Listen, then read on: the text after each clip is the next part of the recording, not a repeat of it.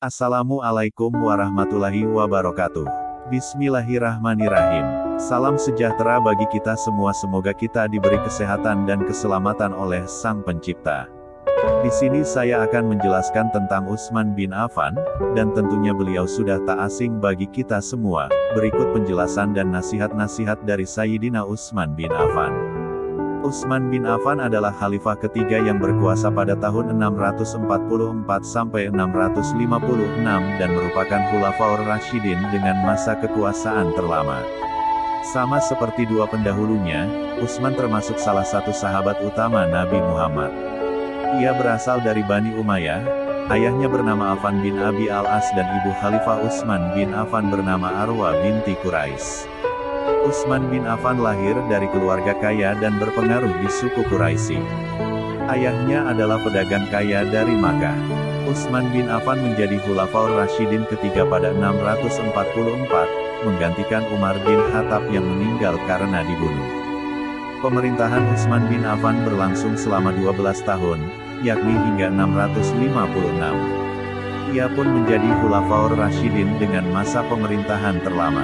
Sifat Utsman bin Affan berikutnya yang patut diteladani, yaitu beliau dikenal sebagai pribadi yang penyabar dan tawakal dalam menghadapi cobaan dan ujian yang menghampirinya. Utsman bin Affan mempunyai nasihat-nasihat yang bisa kita teladani, dan saya telah merangkum kata-kata nasihat dari beliau. Berikut nasihat dari Utsman bin Affan. Di antara pendosa, yang paling buruk adalah dia yang meluangkan waktunya untuk membahas kesalahan orang lain. Buatlah tujuan untuk hidup, kemudian gunakan segenap kekuatan untuk mencapainya, kamu pasti berhasil. Tidak seorang pun yang menyembunyikan suatu rahasia di dalam hatinya, kecuali Allah akan menampakkan pada raut wajahnya atau melalui perkataan yang terlontar dari lidahnya. Tidak ada yang mampu mengurusi persoalan umat Islam, kecuali orang yang memiliki integritas, hikmah, matang, dan berpengalaman. Andai hati kalian bersih, maka kalian tidak akan pernah merasa kenyang, atau bosan, dari membaca Al-Quran. Risau terhadap dunia adalah kegelapan bagi hati, sedangkan risau terhadap akhirat adalah cahaya bagi hati. Cukuplah bagimu bahwa orang yang iri terhadapmu merasa tertekan pada saat senangmu.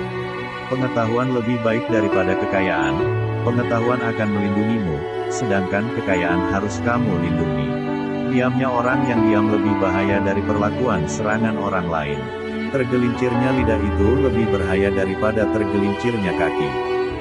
Kalian lebih butuh pada pemimpin yang aktif ketimbang pemimpin yang sering mengumbar kata-kata.